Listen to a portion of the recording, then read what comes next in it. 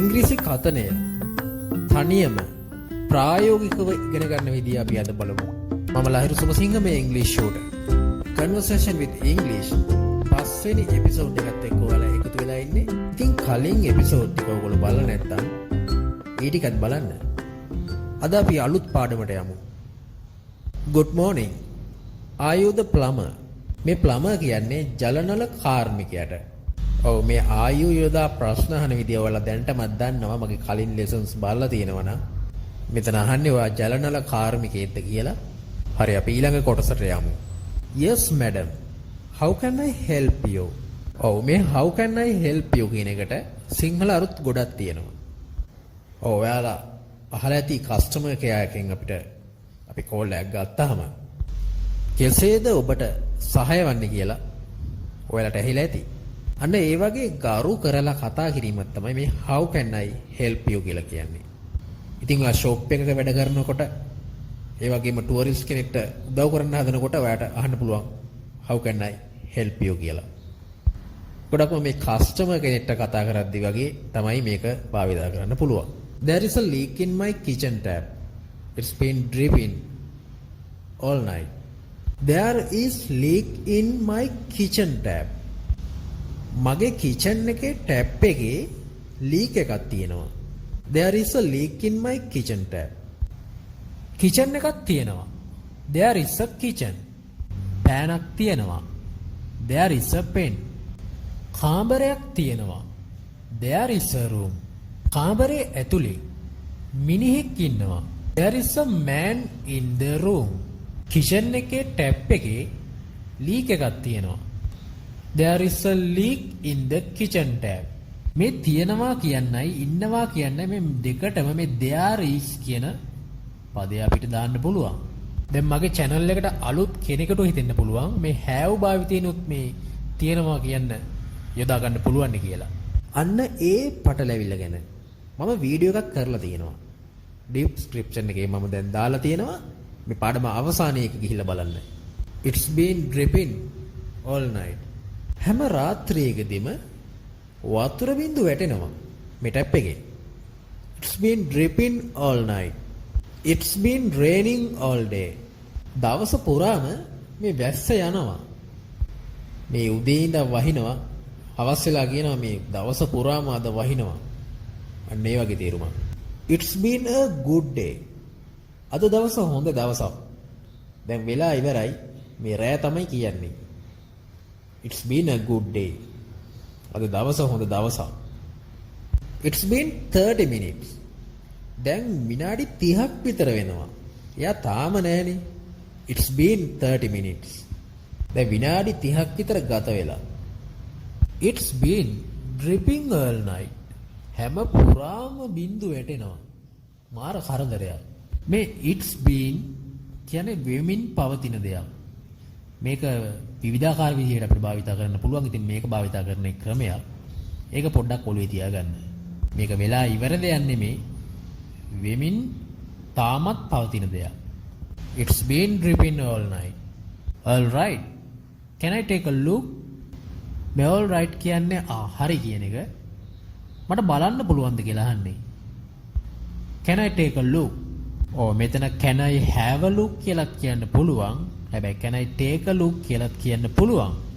හැබැයි මේ can I take a have කියන වචන ගැන එච්චර ඔයා හිතන්න යන්න එපා. මේ වචනේම ඔලුවට අරගෙන ඔයා හිතාගන්න මේ can I take a look කියන්නේ මට බලන්න පුළුවන්ද කියන අදහස තමයි එන්නේ. මේ ඇතුලේ තියෙන grammar ගැන එච්චර හිතන්න යන්න එපා. මේ have කියන්නේ මේ තියනවා කියන්නනේ. මේ take කියන්නේ ගන්නවා කියන්නනේ. ඉතින් ඇයි මේ මෙහෙම මට ඒක ලොකු පැටලැවිල්ලක් කියලා හිතෙන්න පුළුවන්. ඉතින් ඒක හිතන්න එපා. ඔයා හිතන්න මේ can I take a look කියන්නේ මට බලන්න පුළුවන්ද කියලා අහන්නේ. Can I have a picture with you? මට ඔයත් එක්ක ෆොටෝ එකක් ගන්න පුළුවන්ද? Sure.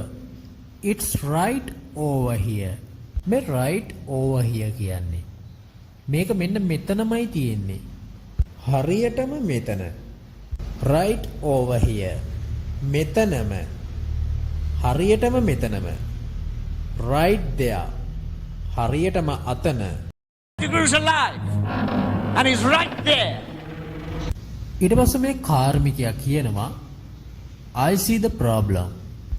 ඒකේ සිංහල අරුත තමයි මෙන්න මේකනේ ප්‍රශ්නේ. අන්න ඒ වගේ එකක්. නියම සිංහල අරුත නම් මට ප්‍රශ්නය පේනවා කියන එක. හැබැයි අපි කතනේදී අපි සිංහල භාෂාවෙන් අපි එහෙම කතා කරන්නේ නැහනේ. මෙන්න මේකයි ප්‍රශ්නේ. I see the problem. ඉංග්‍රීසි භාෂාවයි සිංහල භාෂාවයි වෙනස් වෙන්නේ. අන්න එතනදී. අන්න ඒක තමයි මම ඔයාලට හැම තිස්සෙම කියන්නේ මේ ඉංග්‍රීසි භාෂාව සිංහලෙන් ඉගෙන ගන්න හදන්න එපා. ඉංග්‍රීසියෙන් ඉගෙන ගත්තා නම් වැඩේ ගොඩ. I see the problem. මේ I see කියන එක ඔයාලට මෙන්න මේ විදිහට භාවිතා කරන්නත් පුළුවන්. ඔයා හිතන්න කවුරු හරි මොනවා හරි දෙයක් ගැන ඔයාලට එකපාරින් තේරුන්නේ නැහැ. එයා කියන දේ. හැබැයි ඒක දෙවනි පාර එයා කියද්දී යාට තේරුණාට පස්සේ I see. හරි මට දැන්නේ තේරුනේ. අන්න ඒ වගේ අදහසක්. I see. ඉතින් ඔයාලට තේරෙනව නේද මේ ඉංග්‍රීසි භාෂාව කොච්චර ලේසිද කියලා? The washer is worn out. මේ ටැප් එකේ washer එක ගෙවිලා ගිහිල්ලා තියෙන්නේ. මේ worn out කියන්නේ විඩාපත් වෙලා එහෙම නැත්නම් ගෙවිලා ගිහිල්ලා. අන්න ඒ වගේ අදහසක්. Is it serious? ඒක ගොඩක් ලොකු වැඩක්ද? ඊට පස්සේ මේ කාර්මිකයා කියනවා Not really. It should be fixed soon. It should be fixed soon. ඉක්මනටම හදාගත යුතුයි. It should be ready. ලෑස්ති විය යුතුයි. It should be easy. ලේසි විය යුතුයි. It should be safe. ආරක්ෂිත විය යුතුයි. It should be clean. පිරිසිදු විය යුතුයි. It should be fixed soon. ඉක්මනින්ම හදාගත යුතුයි. Or it will waste lot of water. මේ or කියන අදහසෙන් දැක්වෙන්නේ එහෙම නැත්නම් ගොඩක් වතුර නාස්ති වෙයි. It will waste a lot of water. මොකද්ද මේ lot of water කියන්නේ? මේ lot of water කියන්නේ ගොඩක් වතුර කියන එක. ඔහු ගාව ගොඩක් සල්ලි තියෙනවා. He has lot of money. She loves me a lot. එයා මට ආදරේ ගොඩක්. It will waste a lot of water. ගොඩක් වතුර නාස්ති වෙයි. මේ මෙතන it will එන්නේ මේ වෙන්න තියෙන දෙයක් ගැන. දැනටමත් වෙමින් පවතිනවා. හැබැයි ඉස්සරහටත් වෙන්න ඉඩ තියෙනවා. will යොදන්නේ ඒකින්ද it will waste a lot of water. ගොඩක් වතුර නාස්ති වෙයි. It will waste a lot of money. ගොඩක් සල්ලි නාස්ති වෙයි. හරි අපි ඊළඟ කොටස බලමු. Can you fix it now? ඔයාලට දැන් ඒක හදන්න පුළුවන්ද? It will take just few minutes. ඔන්න මෙතනදිත් අනාගතයේදී වෙන්න තියෙන දෙයක් ගැන කියන්නේ විනාඩි 5ක් විතර ගත වෙයි. It will take a few minutes. මේ few කියන්නේ කීපයක්.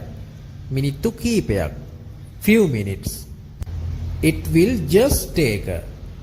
මේ just කියන්නේ විතරයි. විනාඩි කීපයක් විතරයි ගත වෙන්නේ. අන්න ඒ වගේ අදහසක්. That's great. Please go ahead. ඒක නියමයි. එහෙනම් කරන්න. මේ go ahead කියන එකෙන් අදහස් වෙන්නේ ඒක කරන්න කියන අදහස. ඒකේ සිංහල අරුත වෙන්නේ ඉදිරියට යන්න කියන එක. නමුත් ඒක කරන්න. ඊට පස්සේ මිනිත්තු කීපයකට පස්සේ all right it's done now. ඒක දැන් ඉවරයි. මිනිත්තු කීපයකට පස්සේ ඒක හැදුවයි කියලා දැනගත්තට පස්සේ මේ ගැහණු කෙනා පුදුම වෙලා කියනවා that was quick. Thank you so much. හරි මොකද්ද මේ that was quick කියන්නේ? මෙන්න මෙතනදී ඔයාලා පොඩ්ඩක් බලන්න. මේ was කියන එක අතීත කාලයට අදාළ දෙයක්. මේ that was quick කියන්නේ ඒක ඉක්මන් කියලා. ඒක ඉක්මනින් හැදුවා කියලා තමයි ඒක අර්ථය තියෙන්නේ. That was quick. මෙන්න මෙතනදී ඔයාලට ගැටලුවක් මතුවේයි. ඇයි මේ was කියන පදය මෙතනට ඇවිල්ලා තියෙන්නේ කියලා. මේක සමහර විට ඔයාලට තේරෙයි එහෙම නැත්නම් තේරෙන්නේ නැති වෙන්නත් පුළුවන්. හැබැයි තේරුම් නැත්නම් ඕගොල්ලෝ ඒක එච්චර හිතර ගන්න එපා. හරි? මොකද තාම බර වැඩි ඔයාලට ඒ පාඩම මම පොඩ්ඩක් නිකමට කියලා දෙන්නම්. ඔයා හිතන්න ඔයාගේ යාළුවෙක් අහනවා ඔයා ඊයේ ගියේ පාටි එක කොහොමද කියලා. ඒක හොඳයිද කියලා අහනවා ඔයාගෙන්. ඉතින් ඒක පාටි එක දැනටමත් සිදු වෙලා අවසාන දෙයක්. ඉතින් ඔයාලට කියන්න පුළුවන් that was great. ඒක නියමයි. ඒක ඔයාගේ අත්දැකීමක්. ඒ කියන්නේ අතීතයට සම්බන්ධ දෙයක්. That was awesome. ඒක නියමයි. කොහොමද කෙල්ල? ලස්සනයිද? කෙල්ලව දැකලා ඉවරයිනේ දැන් ඔයා. She was beautiful. එයා ලස්සනයි. She was beautiful yesterday. එයා ඊයේ ලස්සනට හිටියා. That was quick. ඒක හරි ඉක්මන්. ඒක ඉක්මනින් ඉවර කළා. ඒක ඉක්මන් වුණා. Thank you. බොහොම ස්තුතියි. හරි. ඔන්න ඔහොම තමයි ඔයාලා මේ භාෂාව ඔලුවට දාගන්නේ. ඉස්සර වගේ සල්ලි දීලා ලක්ෂ ගණන් වල කෝස් කරලා මේ ඉංග්‍රීසි ඉගෙන ගන්න ඕනේ නැහැ. ඔයාලට තනියම මේ භාෂාව ඉගෙන ගන්න පුළුවන්. YouTube වල ඕනතරම් channels තියෙනවා. ඔයාලට බලන්න පුළුවන්. ඔයාගේ උනන්දුව තියෙනවා නම් ඔයාලට ඉක්මනටම ඉංග්‍රීසි කතා කරන්න පුළුවන්. ඉතින් මේ conversation වලින් මම මේ ලියන භාෂාව නෙමෙයි ඔයාලට උගන්වන්නේ මේ සාමාන්‍ය කතනයේදී අවශ්‍ය වෙන දේවල්. කතා කරන භාෂාව තමයි මේ වගේ තියෙන්නේ. ඉතින් ඔයාලට හරි ලේසියෙන් ඉක්මනින්ම ඉගෙන ගන්න පුළුවන්. ක්ලාස් එකකට ගිහිල්ලා ඉගෙන ගන්න ඇත්තටම ඕනේ නැහැ. ඔයාලට තනියම මේක ඉගෙන ගන්න පුළුවන්. හැබැයි හොඳින් මතක තියාගන්න. ඔයා කතා කිරීම නම් අනිවාර්යයි. ඉතින් මේ ඉගෙනගත්ත දේවල් භාවිතා කරන්න. හරි මම ලහිරු සුබසිංහ channel එක subscribe කරන්න අමතක කරන්න එපා. මේ English Shooter